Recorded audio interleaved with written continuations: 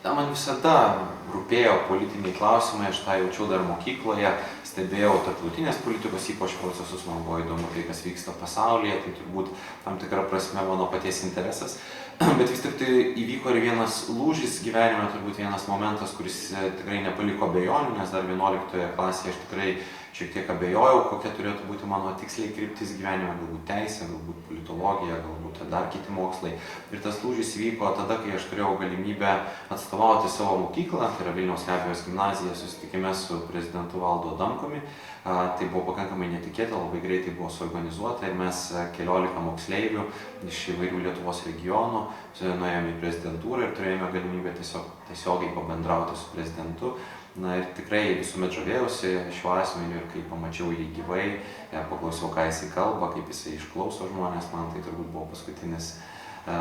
paskutinė dėlionės detalė, kai aš galutinai nusprendžiau, kad tikrai noriu sukti tą kryptimį, kad galėčiau ir toliau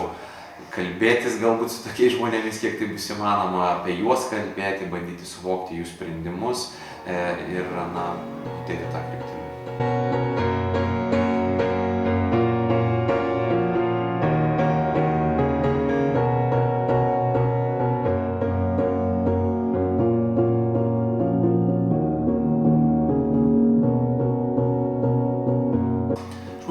Tiesiogiai prisidėjo iš tikrųjų, nes visų pirma, Rytų Europos studijų centras vykdo tokią veiklą, kurioje man reikia tų žinių, kurias aš įgijau studijuodamas TSPMI, tai yra ir politologija, ir ekonomikos pagrindai, ir teisės suvokimas, ir sociologija, labai daug skirtingų aspektų, kuriuos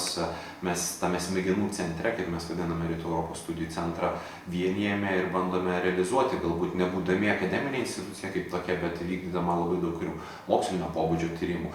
Jo labiau, kad ne tik tai tas žinių dėmuo buvo svarbus ir tai, kad būtent TSPMI aš susipažinau su labai daug žmonių, kurie mane pakvietė tuo metu dirbti į Rytų Europos studijų centrą, tai yra tuometinis ten dirbęs analitikas Laurynas Kasčiūnas ir kiti kolegos, kurie vienu ar kitu metu, dėstytojai mano buvę, taip pat Laurynas Jonavičius ir kiti, kurie vienu ar kitu metu dirbo patys Rytų Europos studijų centre ir galėjo apie tai papasakoti, galėjo įkvėpti ir galėjo paskatinti, taip pat išbandyti jėgas ten. Ir tai, aš manau, būtent atsirado todėl, kad aš buvau TSPMI bendruomenės narys.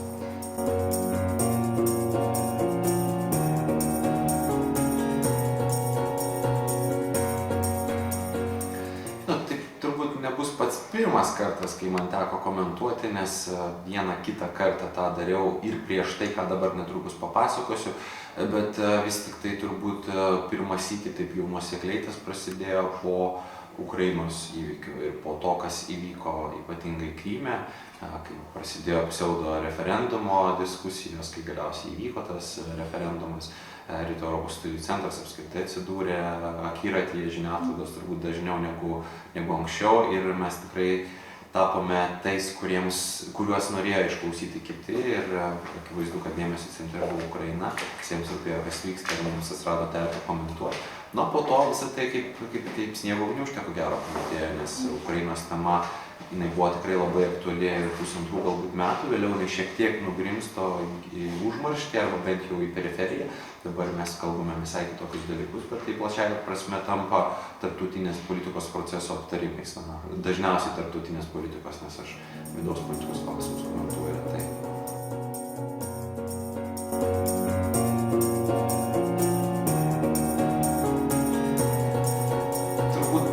Yra daug neigiamų komentarų, ypatingai po straipsniais internetiniuose portaluose, kas yra pakankamai natūralu, aš manau, praktiškai kiekvienu tekstu galėtum rasti labai daug įžeidžiančio pobūdžio žinučių, bet jų tu tiesiog neskaitai ir puikiai suvoki, kad tie žmonės komentuoja, tai galbūt jiem yra malonumas ir gyvenimo būdas, bet manęs tai nei žeidžia, nei žemina, nes tai yra tiesiog pačių jų žeminimas tokius dalykus rašyti. Yra labai daug pozityvių komentarų ir aš tuo džiaugiuosi, o visada vertinu labai kritiškus pasisakymus, nes tikrai žinau, kad labai daug ką reikia dar tobulinti, labai daug ką taisyti, tobulėti ir tikrai būna žmonių, kurie tarsi pakritikuoja, bet kai tą daro argumentuotai, pasakydami, kad galbūt tai galėtų būti sritis, kurie galėtum daryti kažką kitaip. Tai yra tikrai geriausia motyvacija ir geriausias supratimas, kad galbūt ir tiem žmonėm tu kažką gali duoti. Jo labiau, kad aš pastaruoju metu stengiuosi pirmiausiai kreipti dėmesį į tuos žmonės, kurie tikrai visiškai nesidomi politika, bet aš manau, kad yra labai svarbu, kad jie domėtųsi bent šiek tiek tais procesais, kurie vyksta pasaulyje, nes jie yra labai svarbus mums visiems. Galbūt netiesiogiai mes to galbūt nejaučiame kiekvieną dieną eidami į darbus ar mokydamiesi, ypač tose srityse, kurios tarsi visiškai neturi jokios sąsajos su politiniais procesais, bet Brexitas, Trumpas ir kiti dalykai tikrai yra reikšmingi mums visiems. Tai mano pirmiausia dabar turbūt idėja pasiekti tuos, kurie visiškai nesidomi, bet galbūt bus linkę išklausyti bent 90 sekundžių apie politiką.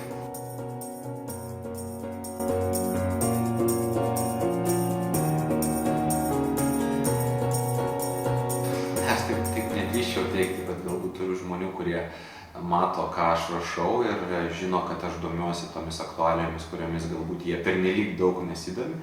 bet norėdami gauti tam tikrą informaciją, jie seka ir tikrai yra patenkinti matyti tuo, kaip aš ją pateikiu, supaprastintai, galbūt sutrumpintai, bet ne visi tikrai nori skaityti labai ilgus straipsnius. Ir tai nėra blogai, tai yra visiškai natūralu, bet tą tam tikrą minimalų lygį žinojimą tikrai turi pasiekti, manau, kiekvienas žmogus, nepaisant išsilavinimo ar veiklos srities.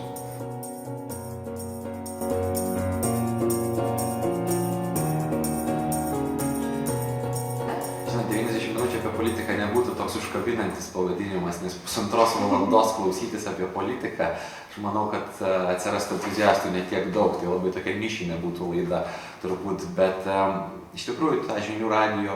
laida ir projektas apskritai man buvo labai įdomus, nes teko atsidurti kitoje pusėje. Aš dažniausiai būnu tas, kuris atsako į klausimus, kuriuos užduoda laidų vedėjai, o tuo atveju man teko būti tuo, kuris užduoda klausimus kitiems laidų pašnekovams ir iš tikrųjų teko susipažinti šiek tiek su ta virtuve žiniasklaidos, kaip yra randami pašnekovai, kaip yra tariamasi dėl temų, kaip yra derinami įvairūs kiti koordinaciniai niuansai. Tai buvo tikrai įdomi patirtis. Galbūt ateityje teks išnaudoti ją ir dar kartelį, bet kol kas aš neskubėk gyventi. Turbūt galėtų būti toks, kadaise buvęs populiarus jaunimo serialas Lietuvoje, tai aš manau, kad irgi neverta labai planuoti, tiesiog judėti žingsnis po žingsnio. Aš manau, kad galbūt ateityje 90 sekundžių apie politiką galės virsti kažkuo daugiau negu yra dabar, bet neverta to forsuoti.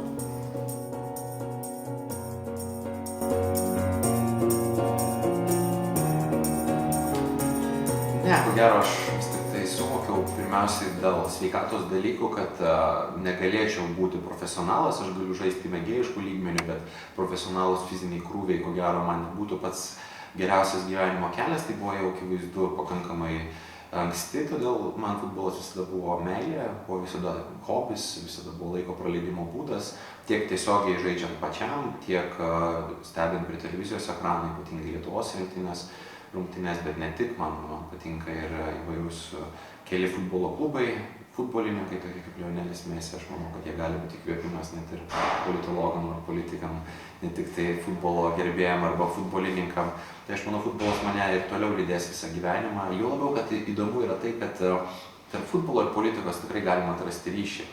Ir tikrai futbolas labai dažnai tampa politikos dalimi arba vienu iš aspektų, kuris sąlygoja politinį procesą. Mes žinom, kad netgi kilo kadaise futbolo karas arba karai nutrūkdavo tam, kad įvyktų futbolo mačai. Religinis pasiskirstimas, ta pati Škotija, galėtų būti Glasgas, Celticas ir Rangeras, du susipriešinę klubai, kurie skiriasi ne tik tai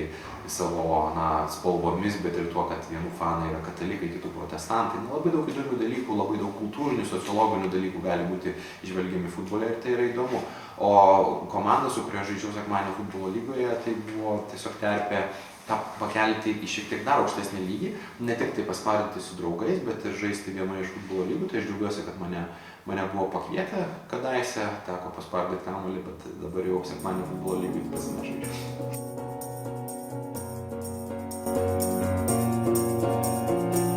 Ne, iš tikrųjų manęs paties politika kol kas netraukia kaip aktyvaus dalyvio, tokio, kuris siektų būti išrinktas į tam tikrus postus. Aš manau, kad ir partinis gyvenimas, ir politinis gyvenimas man dar šiame etape nėra aktualus. Man įdomiau stebėti viską iš šono, bandyti suvokti, kas vyksta, gilinti savo žinias,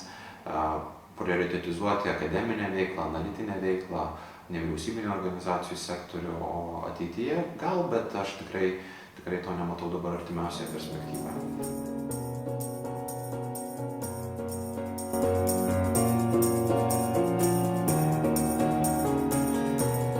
Kartais būna, kai tu dirbi tokiam neapibrėžtam sektoriui, kaip nevyriausybinės organizacijos, smegenų centrai, tas neapibrėžtumas jisai viena vertus labai džiuginantis, nes tu gali daug ką kurti ir tavęs nepriboja ar laikas, ar kiti dalykai, kurie yra būdingi valstybinėms institucijoms. Bet kita vertus tai tarsi suteikia mažiau tokio stabilumo, tu gali menkiau planuoti ateitį, netgi, sakykime, taip 1 metų į priekį ateitį, nes tu tikrai nežinai, ką darysi po pusmečio, kokie bus projektai, ar jų apskritai bus, ar tau pavyks juos įgyvendinti, o galbūt, apskritai visas sektorius patirs krizę ir tuomet reikės tiesiog svarstyti, iš kur gauti pajamų paprasčiausiai išgyvenimui. Bet man vis dar tokiam amžiui turbūt patinka dinamika.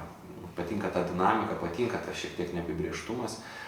todėl aš manau, kad vis dar norėčiau likti šiame sektoriuje, o ateityje vėlgi galbūt norėsis to daugiau stabilumo, galbūt norėsis to daugiau apibrėžtumo, tuomet reiks keisti sritį, bet tai aš manau yra labai pozityvus dalykas, kai tu gali pajausti skirtingų sričių specifiką. Jo labiau, kad man teko šiek tiek dirbti užsienio reikalų ministerijoje, tai aš žinau, ką reiškia nuo 8 iki 5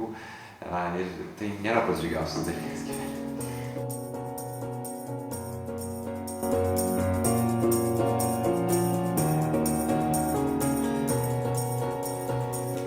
Aš manau, kad dar reikia labai daug dirbti, kad tai galėtų vadintis kažkuo panašiu į prekinį ženklą. Aš dabar manau, kad yra žmonių, kurie galbūt yra girdėję pasisakymus ar skaitę straipsnius ir galbūt turi savo nuomonę apie tai, ką aš sakau, galbūt sutinka su manim, galbūt nesutinka, galbūt mano, kad tai, ką aš darau, yra naudinga, galbūt jiems tai yra neįdomu ir tai yra pozityvu, bet iki prekės ženklo turbūt dar yra gerokai per toli ir aš manau, kad yra žmonių, kurie gyvenime yra pasiekę daug daugiau ir kurie yra rimtesni autoritetai ir tose temose, kuriuose aš kalbu. Tai aš manau, kad man tenka iš jų mokytis ir aš džiaugiuosi, kad turiu galimybę tą daryti, o reikia džiaugtis turbūt ir aš visada sakau, kad norėčiau, jeigu dar kartelį man leistų pasirinkti, mes nepasirinkome, bet jeigu leistų kas nors pasirinkti, kokioje šalyje gimti, tai aš neabejotinai rinkčiausi Lietuvą, ne tik dėl patriotinių sumetimų, bet ir todėl, kad tai yra galimybių šalis ir jauna valstybė,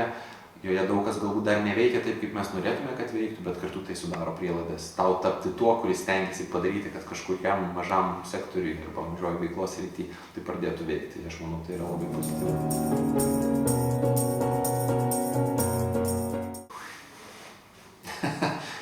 Labai įdomus dalykas, iš tikrųjų net nežinau, reikėtų pagalvoti, 5 faktai. Aš turiu šunį. Turbūt nežinau, ar internete galima būtų aptikti nuorodų į tai, auginau, nes dabar jau jis liko pas tėvus, bet mes vis dar neretai susitinkame, amerikiečių kokios spanėliai, tikrai mėgstu gyvūnus ir šunys, man atrodo, tikrai tie kompanionai, kurie yra labai reikalingi kartais žmogui, nes mes gyvenam tokiame skubos laikotarpyje, kai visi lekiam skubom ir žmonės galbūt neranda laiko vienas kitiem, bet šunys tos skubos nepatiria, smartphone'ų neturi, todėl su jais kartais yra smagu, ko čia darom. Žinot, kai atsirado Facebookas, tokių 5 faktų, kurių nežinotų niekas, tikrai labai sunku atrasti, nes viskas atrodo atsiduria Facebook'e, tu ir savo asmeninį gyvenimą ten kažkiek rodai, kad ir iš nuotraukų ar iš pasisakymų, tiek profesinę veiklą, tai aš manau, kad man būtų sunku atrasti, nesgi dabar pagalvojau, kad net ir šuns kažkada nuotrauka buvo internete, tai net ir tą dalyką turbūt būtų galima atrasti. Tai gal apsiribokim 1 faktu, nes 5 nesugalvosiu dabar, bet labai geras klausimas.